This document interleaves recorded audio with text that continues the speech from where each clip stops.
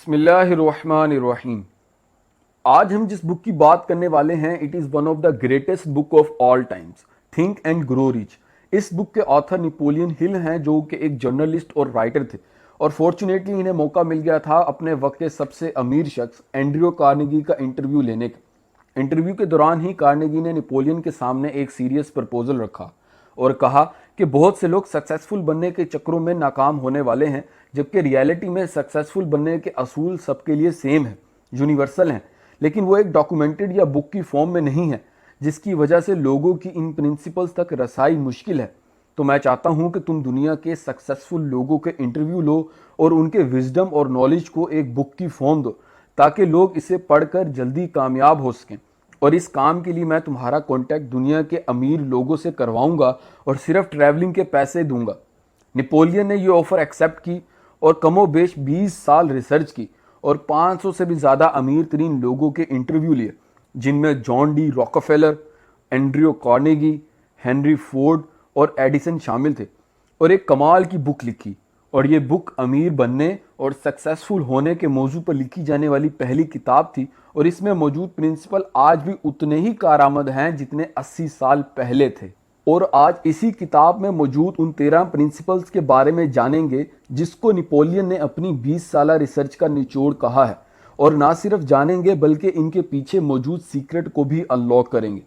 चलें फिर इन पॉइंट्स को एक एक करके देख लेते हैं। Number 1, burning desire. ऑथर कहते हैं कि मैंने जितने भी लोगों के इंटरव्यू लिए उनमें अपने मकसद को हासिल करने के लिए बर्निंग डिज़ायर थी, शदीद तड़प थी, ना कि सिर्फ एक विश।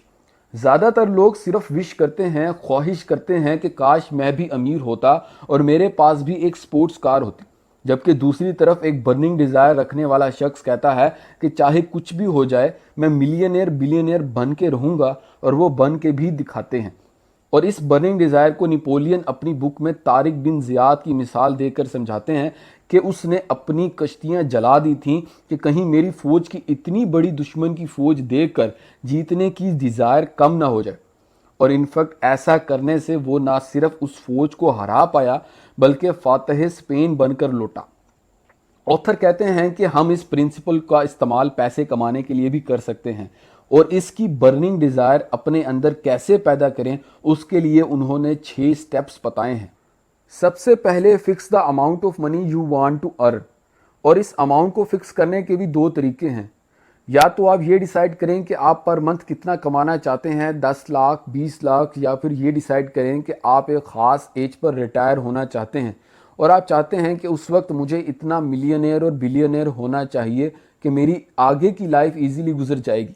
और ऐसे हरगिज़ अमाउंट फिक्स ना करें कि आप ढेर सारा या बहुत सारा पैसा कमाना चाहते हैं। सेकंड स्टेप में आप ये डिसाइड करें कि आप बदले में क्या दे सकते हैं, कितना टाइम दे सकते हैं, कितने घंटों काम करेंगे, और क्या अपनी बुरी आदतें छोड़ने के लिए तैयार हैं, क्योंकि यही दुनिया का असूल है कि हमें कुछ पाने के लिए कुछ सेक्रीफाइसेस देनी पड़ती हैं। तीसरा स्टेप यह है कि आप एग्जैक्ट डेट और साल की डेडलाइन डिसाइड करें जिससे पहले आप इस अमाउंट को हासिल करना चाहते हैं या अपना गोल अचीव करना चाहते हैं। स्टेप नंबर 4, एक डेफिनेट प्लान बना लें और मैसिव एक्शंस लेना शुरू कर दें। वेट ना करें कि मैं इस प्लान को एक बेहतर रंग दे लूँ, बिकॉज परफेक्ट प्लान जैसी कोई चीज़ नहीं होती। लिहाजा प्लान बनाकर उस पर अमल करना फौरी शुरू कर दें। स्टेप नंबर 5 यही है कि आपने जो कुछ सोचा है, जितनी अमाउंट, तारीख और जो कुछ बदले में आप दे सकते हैं, इसे एक पेपर पर नोट डाउन करें और एक फाइनेंशियल स्टेटमेंट बनाएं। आपकी मदद के लिए एक फाइनेंशियल स्टेटमेंट एग्जाम्पल पेपर मैंने बनाया है, आप इंस्टाग्राम पर मुझे फॉलो करके वो हासिल कर सकते हैं, जिसका लिंक मैं डिस्क्रिप्शन में भी दे दूंगा।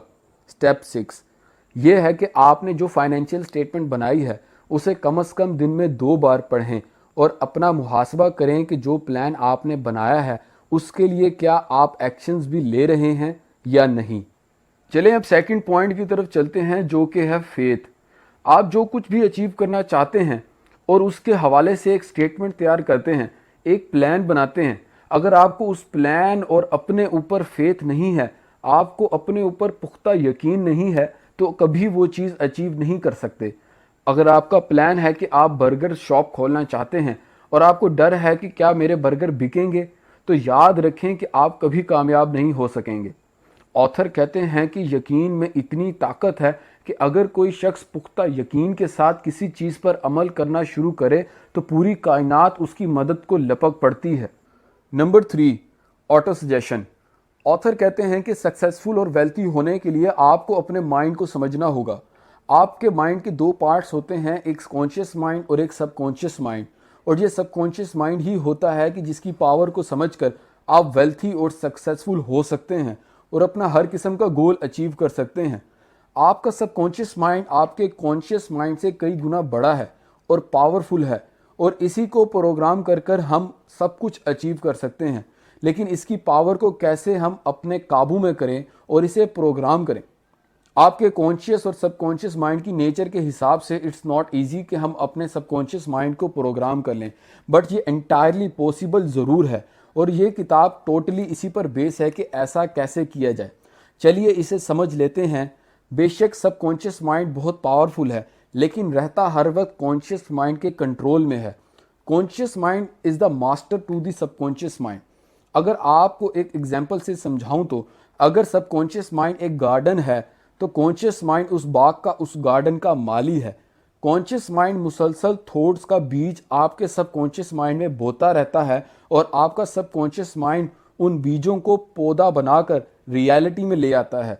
और हमारा सबकॉन्शियस माइंड हर वक्त काम करता रहता है, and for the most of the people ये उनकी नेचर के बरअक्स काम करता है। और आप अब सोच रहे होंगे कि वो कैसे। वो ऐसे कि वो थॉट्स और इमोशंस जो ज़िंदगी भर हर लम्हे आप अपने सबकॉन्शियस माइंड को फीड करते रहे हैं, वो आपकी एग्जिस्टेंस को डोमिनेट कर रहे हैं। या फिर यूं समझें कि बचपन से आपके पेरेंट्स अगर आपको निकम्मा, बेकार कहते रहे हैं और आपके छोटे छोटे कामों पर एप्रिसिएशन नहीं मिली, तो आपका कॉन्शियस माइंड ये मालूमात आपके सबकॉन्शियस माइंड में फीड करता रहा है, और अब आपका माइंड में ये बात बैठ चुकी है कि आप कभी कोई बड़ा काम नहीं कर सकते। तो ऑथर कहते हैं कि अब वक्त आ गया है कि आपको ये पुरानी प्रोग्रामिंग बिलीव्स को बदलना है और इसकी नए सिरे से प्रोग्रामिंग करनी है। तो इसके लिए ऑथर कहते हैं कि आपको डेलिब्रेटली, जानबूझकर अपने माइंड को अच्छे ख्यालात और इमोशन से फीड करना होगा। और इसके लिए ऑथर कहते हैं कि जो फाइनेंशियल स्टेटमेंट आपने शुरू में लिखी थी उसको सुबह शाम हर रोज़ पुख्ता ईमान और फीलिंग्स के साथ दोहराएं, तभी ये मुमकिन हो पाएगा। और आपका ये यकीन बनना शुरू होगा कि वेल्थी होना या अपने गोल अचीव करना किसी ख़ास तबके के काम नहीं, बल्कि मैं भी हो सकता हूँ और अपने गोल अचीव कर सकता हूँ। Number 4, specialised knowledge. इस चैप्टर में ऑथर कहते हैं कि नॉलेज दो तरह का होता है, एक जनरल नॉलेज और एक स्पेशलाइज्ड नॉलेज। जनरल नॉलेज का मतलब है कि आपके पास बहुत सारी चीज़ों पर रैंडम नॉलेज है, बट आपके पास एक्सपर्टीज़ हासिल नहीं है, तो ये कोई अच्छी बात नहीं। जबकि ऑथर कहते हैं कि पैसे कमाने के लिए आपको टैक्टिक्स चाहिए, आपको वो गुण चाहिए जो आपको अमीर बनाएं, और वो सब आपको आपकी डिज़ायर्ड फील्ड में स्पेशलाइज्ड नॉलेज हासिल करके ही मिलेगा। ऑथर कहते हैं कि स्कूल्स एंड कॉलेजेस में सिखाया जाने वाला नॉलेज जनरल है और वो ज़िंदगी के मराहिल में आपके काम नहीं आने वाला। अगर आपके पास अपनी फील्ड से रिलेटेड नॉलेज है और आपने वो स्किल सेट और टैक्टिक्स गेन कर लिए हैं और उनको अप्लाई भी कर रहे हैं, तो आपको आपका गोल अचीव करने से कोई नहीं रोक सकता। Number 5, imagination. ऑथर कहते हैं कि इमेजिनेशन दो तरह की होती है, एक सिंथेटिक और दूसरी क्रिएटिव इमेजिनेशन। सिंथेटिक इमेजिनेशन का मतलब है कि पुराने आइडियाज़ को अरेंज करके किसी पुराने आइडिया को ही मज़ीद बेहतर बनाना। इसका मतलब ये है कि फॉर एग्जांपल अगर आप ऑनलाइन बिजनेस करना चाहते हैं और आप सक्सेसफुल बिजनेसेस को रीड करते हैं और उनके आइडियाज़ से सीख कर अपने ऑनलाइन बिजनेस को बेहतर बनाते हैं कस्टमर्स के लिए। जबकि क्रिएटिव इमेजिनेशन का मतलब है कि आउट ऑफ बॉक्स थिंकिंग और ऐसे न्यू आइडियाज़ सोचना और इजादात करना, जैसे जहाज़ के इजाद, कंप्यूटर, मोबाइल, ये सब क्रिएटिव इमेजिनेशन की वजह से वजूद में आए। और ऑथर कहते हैं कि ऑटो सजेशन से क्रिएटिव इमेजिनेशन डेवलप की जा सकती है। अगर आप वाकई चाहते हैं कि आपने ज़िंदगी में कुछ करना है, तो आपको इस ऑटो सजेशन टेक्निक के साथ अपने सबकॉन्शियस माइंड को इम्प्रेस करना है, ताकि वो आपको क्रिएटिव आइडियाज़ दे आपकी डिज़ायर्ड फील्ड से रिलेटेड। क्योंकि ऑथर कहते हैं कि आप अपनी इमेजिनेशन को रियलिटी में बदल सकते हैं। Number 6, organised planning.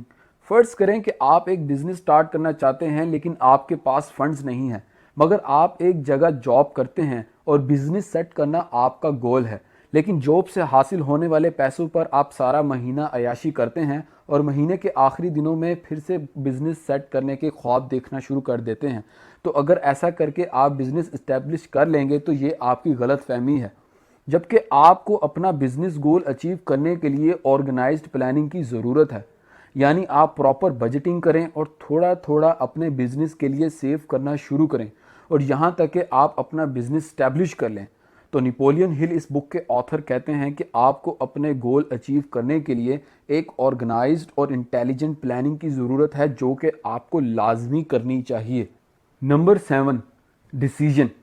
इस बुक के ऑथर नेपोलियन हिल लिखते हैं कि डिसीजन के मामले में कामयाब और नाकाम लोगों में वाज़ेह फ़र्क होता है।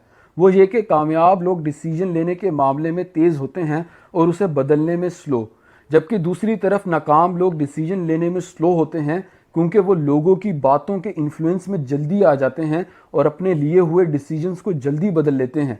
ऑथर कहते हैं कि अमीर लोग इसीलिए अमीर बन पाते हैं कि वो अपने ऊपर और अपने प्लान्स पर पूरा भरोसा रखते हैं और लोगों की बातों में नहीं आते, और अक्सर इन लोगों को पीछे मुड़कर देखने की आदत नहीं होती और वो नाकामी का हर रास्ता बंद करते चले जाते हैं। Number 8, persistence. ऑथर कहते हैं कि जब एक ऐसा मरहला आता है और आपके कदम डगमगाने लगते हैं और आपको आपकी नाकामी सामने नज़र आने लगती है तो आपका मन करता है कि अपना फ़ैसला बदल लें, लेकिन दर हकीकत यही वो वक्त होता है जो कामयाब और नाकाम लोगों को अलहदा करता है।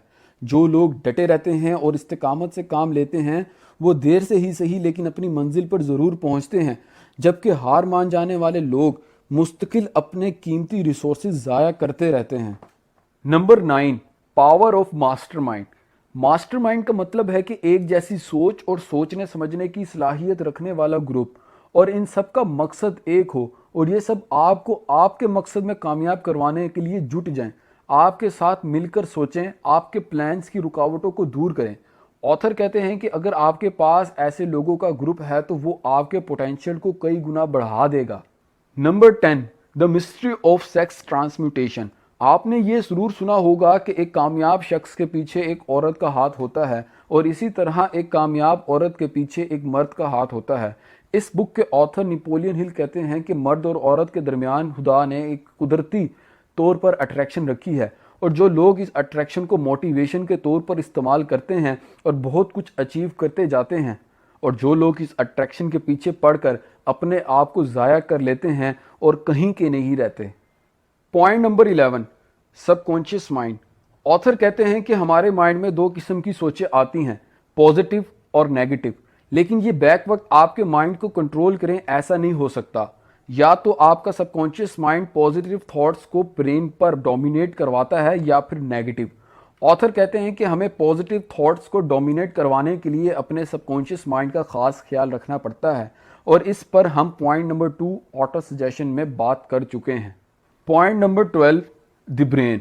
ऑथर कहते हैं कि हमारा ब्रेन हमारी बॉडी का सबसे अहम हिस्सा है और हमारा सबकॉन्शियस माइंड इस ब्रेन का सेंडर है और हमारी क्रिएटिव इमेजिनेशन रिसीवर है। अगर हमारा सेंडर हमारे रिसीवर तक पॉजिटिव सिग्नल भेजेगा तो हमारी क्रिएटिव इमेजिनेशन हमें किन बुलंदियों पर ले जाएगी, इसका अंदाज़ा आप खुद लगा सकते हैं। Point number 13, sixth sense. Author कहते हैं कि हमारी सिक्स्थ सेंस या छठी हिस्स को हासिल करने के लिए कोई अप्रूव्ड या साबित शुदा टिप्स नहीं है, लेकिन इसे वक्त के साथ साथ डेवलप ज़रूर किया जा सकता है। वो ऐसे कि अगर आप पीछे बताए हुए पॉइंट्स पर प्रैक्टिकली अमल करें। हमारी सिक्स्थ सेंस हमारे तजुर्बे के साथ बढ़ती है और ये हमारे हर नए स्टेप या फैसला लेने से पहले ये रियलाइज़ करवाती है कि ये स्टेप लेना हमारे लिए नुकसान का बाइस होगा या फ़ायदे का। इसके अलावा बहुत सी ऐसी चीज़ें हैं जो कि हमारी सिक्स्थ सेंस की जजमेंट को ख़राब करती हैं, जिनमें कम इल्मी, खौफ और बेयकीनी शामिल हैं। मैं उम्मीद करता हूं कि आपको ये वीडियो पसंद आई होगी। अगर आप इस चैनल पर नए हैं तो इसे सब्सक्राइब करें, क्योंकि मैं ऐसी ही मालूमाती वीडियोस लाता रहूँगा। इस वीडियो को लाइक करें, चैनल को सब्सक्राइब करें और बेल आइकन प्रेस करें। शुक्रिया।